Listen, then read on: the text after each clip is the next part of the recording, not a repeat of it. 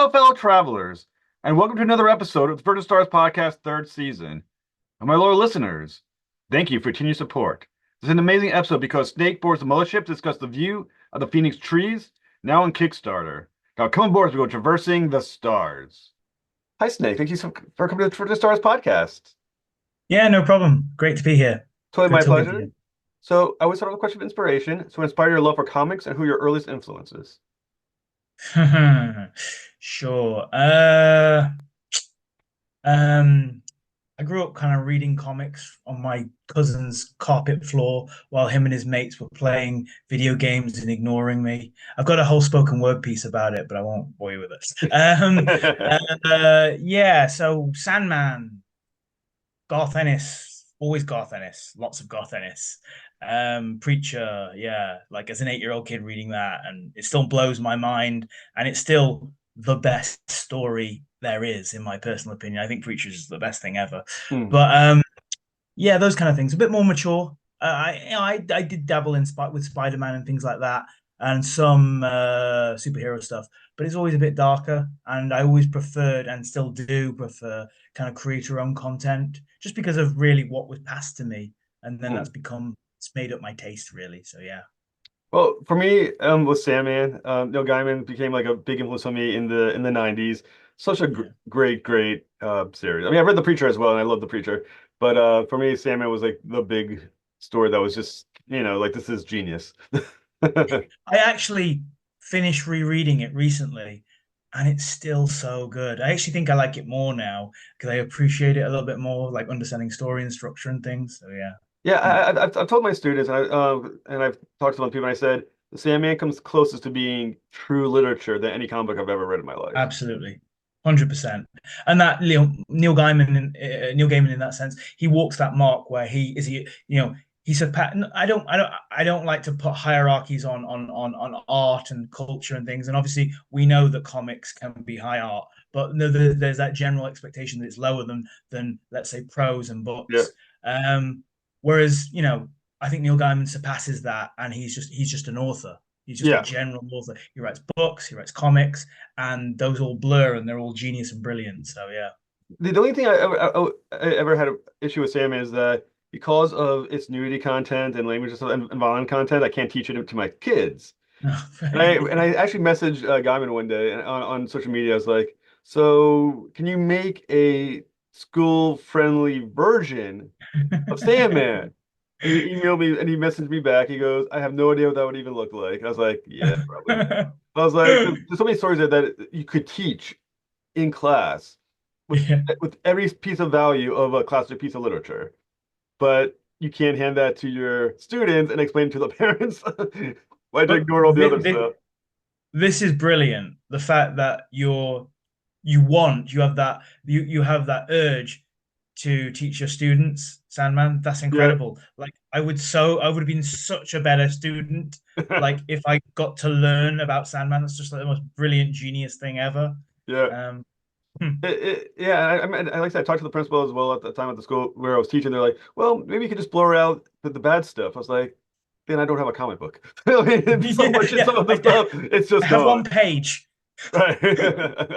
I mean, but it is really interesting because I like as well after, before I reread it again, I was like, okay, it's obviously a fantasy comic book, but I forgot I heard like a podcast with him or something like that, and he said, yeah, so many horror elements. I forgot, and then I went back and reread it, and I was like, oh my God, it is really dark. It, Like, because like Neil Gaiman isn't always thought of as the dark, he's yeah. fantasy, but Sandman's pretty fucking dark. Oh, it definitely is, and it was ahead of its time. I mean, a lot of the stuff Yeah, it covered, and came out. People forget that it came out in '89 to the '90s, totally. and it's. I mean, I know people don't like using the word, but I like the word woke. I like it, and it's Yeah. there, and it covers that material like 20, 30 years before it became Yeah. common to do so.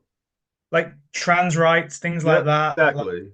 all of those. I was really surprised. There was so many because you read in like 5, 10 year gaps, and when you read something again, you're just like, oh wow, this was in it. This was cool. Yeah. I tried reading the prequel, which the art is beautiful. Mm. Like William.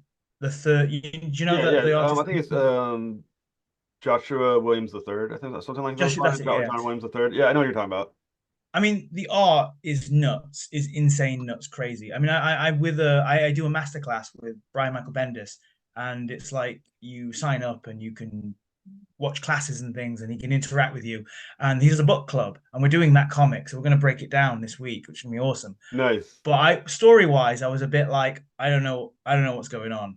I kind of got lost, and I was like, this is literally too theoretical for me. But in terms of the actual drawings, I mean, blurring the lines between like storytelling, like the panels move and work with the story. I mean, yeah, I mean, I would love to work with that guy. It's nuts. Same thing. I would say the art of Sandman and the prequel with Williams, Kelly Jones, some of that stuff could be in a gallery. You could just literally Yeah. put it up there and be like, "This is a museum gallery. This is the artwork from the comic," and people would look at it and be like, "Yeah, that's art."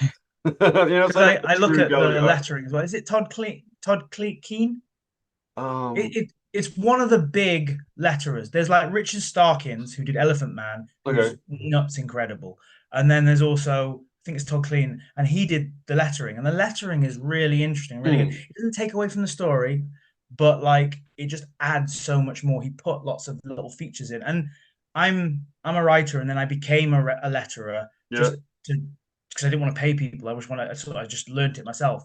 But I really look to those people to do my lettering because I'm like, wow, there's so many interesting flourishes here that are just increase the way increase the way the story is told. Allows the reader to engage with the story even more with Hmm. that lettering. I love it. Now, as someone, as you said, you're right. We'll go into what you're writing shortly.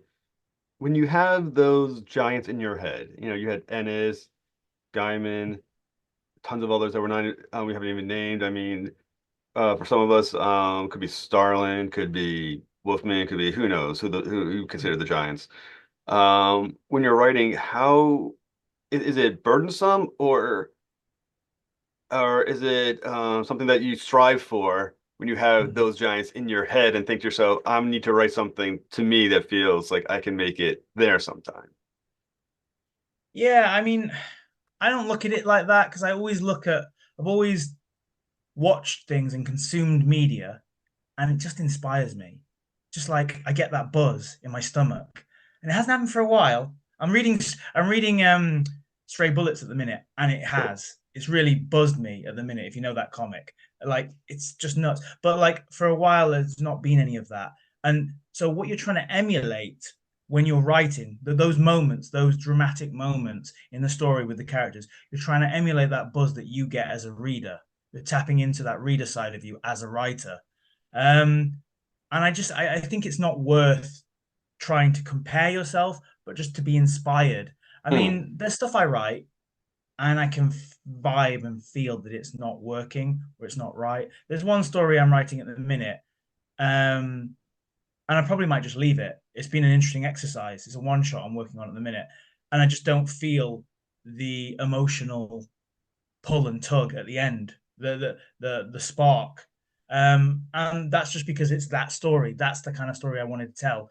I've tinkered with it. I've messed with it. I've tried to elevate it, the drama, but the story is quite small and minute, and that's just the way it is. And I don't think I have the time to put in, sending it to publishers, carry on writing it, investing my own money into it. So with that kind of project, you can just leave it. But hopefully, you're going to hit those standards with other Hmm. stories. It's kind of It's an interesting thing. I it, like talking about craft, and it is no, interesting where you find yourself and how you find yourself in accordance to a story and what you can do to it.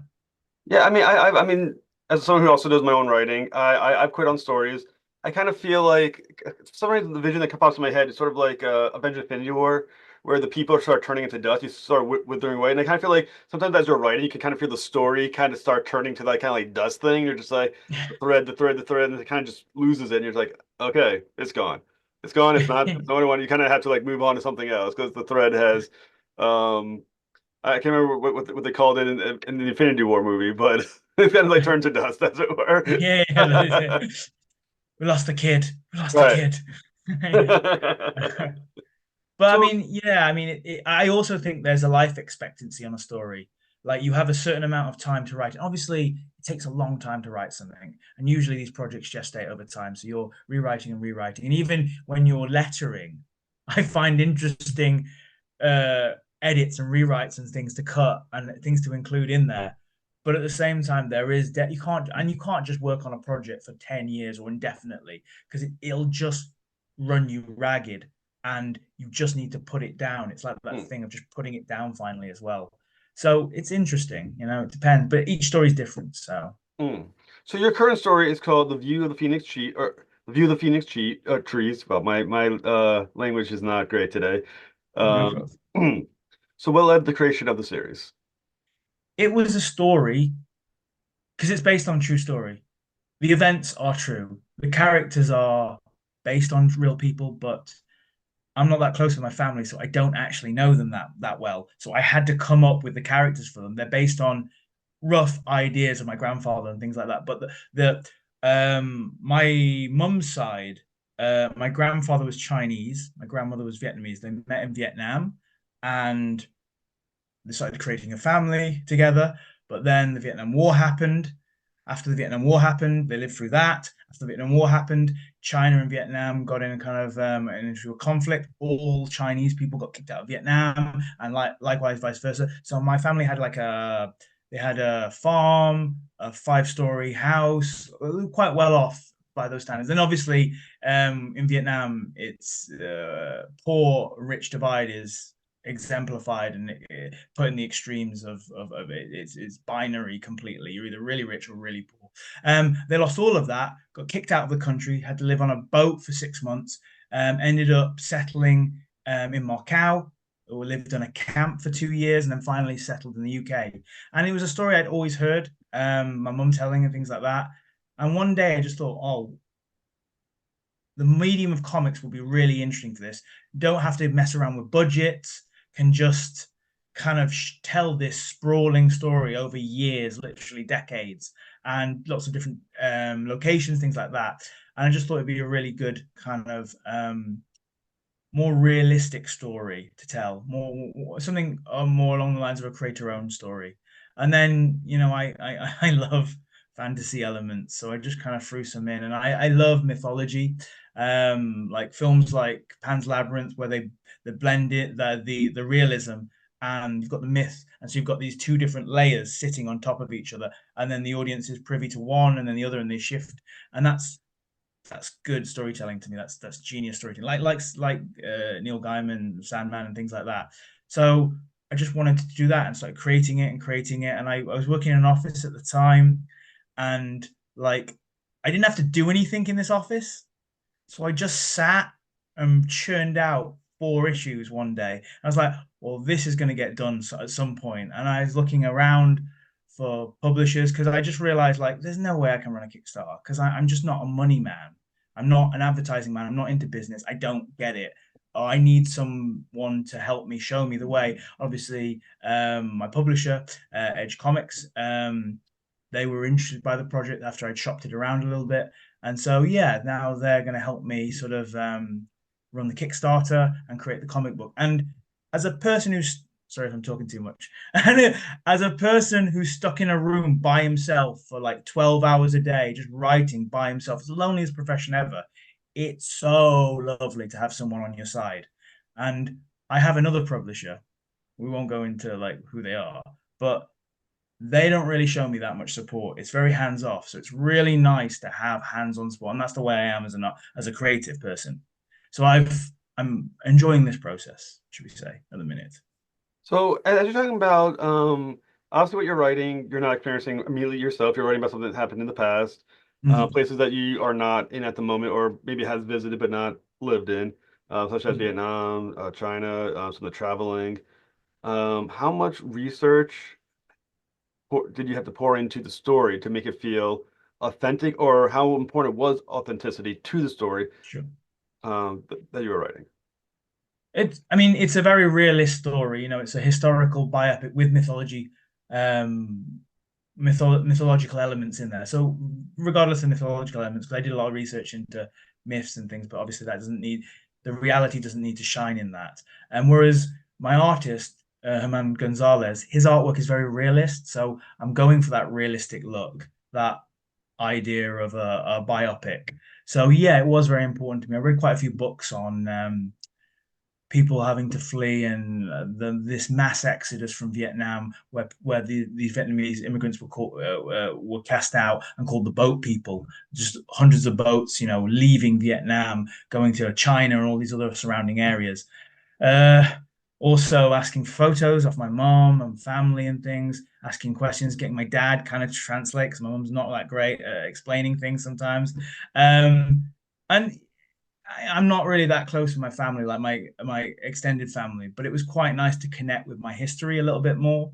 I enjoyed that element, but it was an interesting thing of this blurring of reality where you're kind of using the events of of a real of based on reality, but then you've got all these characters and all these other elements that you're having to kind of tailor and write yourself and come up with.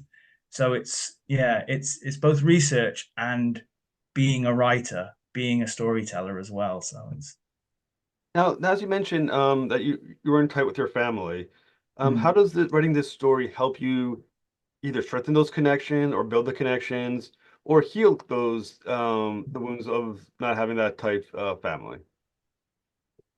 Yeah, I mean, once it's released, I hopefully sort of like I haven't spoken to my cousin for a while, and it'd be quite nice just to reconnect with him. So, and he's into comics anyway, so it'll be quite nice to sort of have something to show them that I'm kind of interested in their past and the history that we share. So that'll be kind of interesting, and also like I think my parents are quite happy that I'm doing this kind of project rather than superheroes at the minute because they can understand and vibe it kind of thing a bit more. Yeah, so we'll So, see.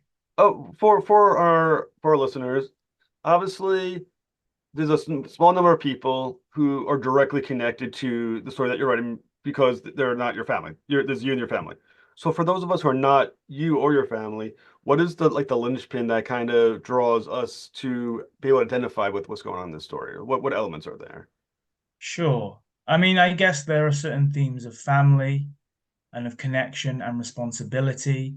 And it's such a sprawling story that I kind of wanted. My grandfather is at the center of that, and it is sort of his story and how he goes through all these trials and tribulations and barriers and things. But the one key thing is keeping that family unit together, keeping them together, living through war, living through attrition, living through all these different things, but then still being able to keep the family unit together and to grow and learn. And it doesn't always like later on in the story, it becomes clear that there are frictions and problems in the family unit themselves, and they have to overcome those as well. So yeah, so that was the linchpin that sort of that's the through line of the story, I suppose, really. And then that's mirrored by the mythological elements. So my grandfather's story, my grandfather and grandmother's story is mirrored by Lachlan Kwai, who's the Dragon King. And this is the story, the creation story of Vietnam, how the Vietnamese people were created and born, and how he also connects with like this fairy princess, and they create a family. So there's the story mirrors. It's a duplicated story, but one is fantasy based and one is reality based, but they share similar comparisons with what's going on, and there are similar moments that link the two stories together. So when you're the parallel stories of fantasy and the real the historical part of it, Mhm. how have you not woven those parts together, but also made them distinct from each other? Either is it more in a visual sense, there's a distinctiveness to it, or is it in just how the story is presented? No, absolutely. I did. There was so specifically there was sort of a need and necessary to differentiate to make each story distinct. So as I said, like my grandparents' story, it's kind of a very realistic art style, so it looks like a biopic. Hanan's sort of artwork, but then my artist who's doing, I've got a different artist doing the bits that are the mythological elements. It gives it a bit more of a sort of resplendent cinematic and kind of almost over the top as well, just to give it that mythological element, that kind of godly element to Mhm. it, to differentiate the two. But then the events that happen to both characters mirror each other, so you've got that connection. Um, yeah. So when people think about history, okay, one thing I Mm, think is fascinating about your story is that I mean, even me, who I'm pretty well versed in history, I know of the mm, Vietnam War, of it, some details about it, but I know it from the United States perspective of it. mm. I understand it as there was the United States, there's Vietnam, there's soldiers, we fought. Um, I think a lot of people, maybe myself included, don't understand it from the point of view of the people who just lived during it, Yeah. especially in Vietnam. So how does the story help teach readers about that history, not from the perspective of the countries fighting, but the people who are just stuck experiencing it? Sure. Well, it is from the perspective of just civilians, my grandparents just living there at the time. And there is sort of like moments in the comic where, they do the caption talks about Viet Cong would just walk through the village, and that would just be normal because people were off fighting a war, fighting for their country, things like that.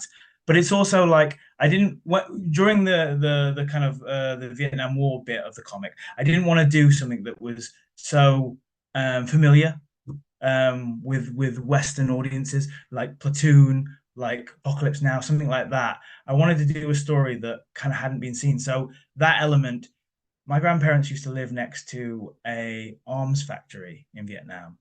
And so the American planes, the B-52s would come over and they'd bomb. So that bit of the story, it sort of shows that. It shows bombing raids. It shows from a Vietnamese perspective how the next day my mum, people in the general street, they pick up body parts of people who died during the bombing raids. So it's from that perspective. But then I also, and obviously that's really dark and really horrible, and it's a traumatic experience. But then you also have like beautiful moments that completely contrast that, where my mum or the character of my mum is staring out the window and watching the bombing, and these beautiful explosions lighting up the night sky like fireworks and things like that, and it's snowing as well and things like that. So I wanted to show a really interesting dynamic between horror of war, but then also like people finding beauty in moments as well in these horrible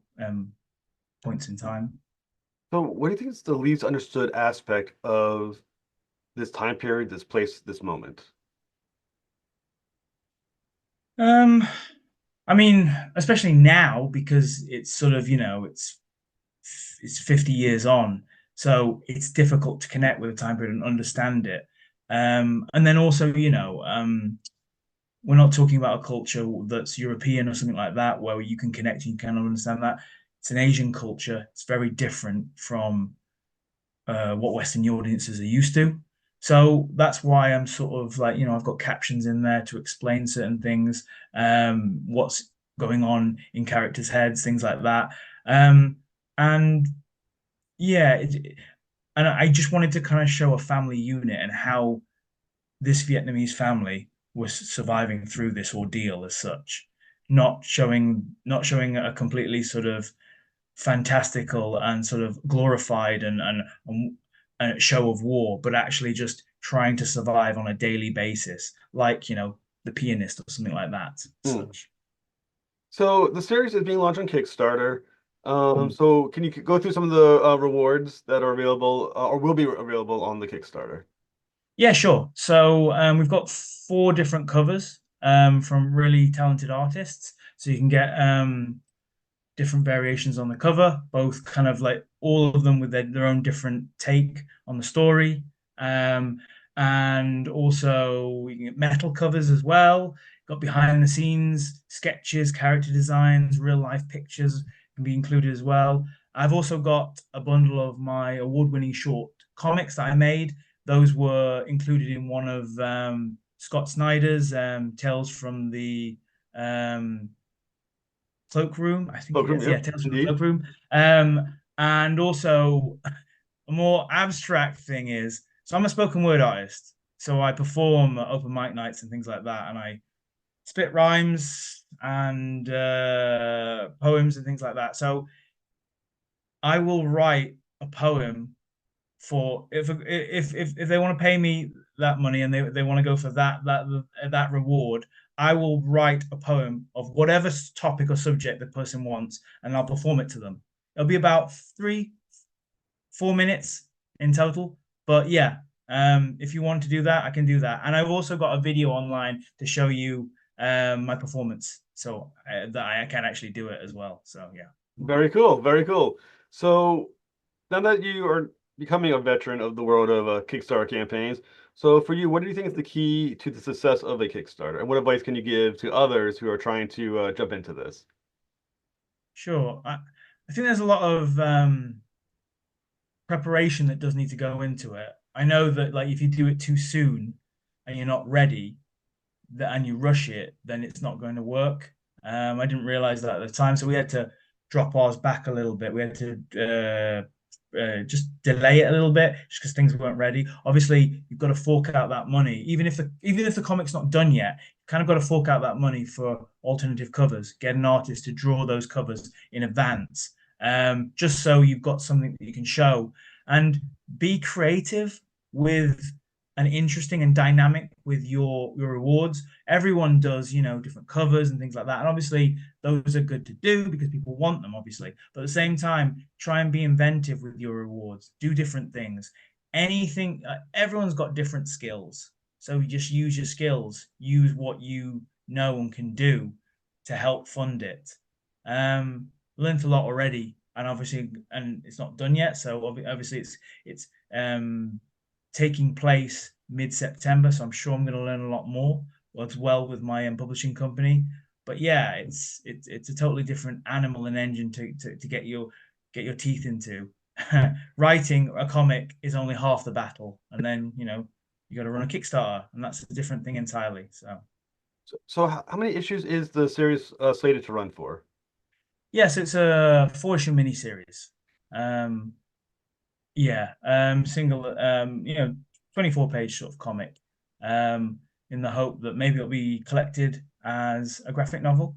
And then obviously we can include further bits of bonus back behind the scenes sketches, character designs, things like that. Obviously, I want to give people a lot of behind the scenes kind of content because it's always fun. I love reading that kind of stuff at the back of Mhm. comics and things.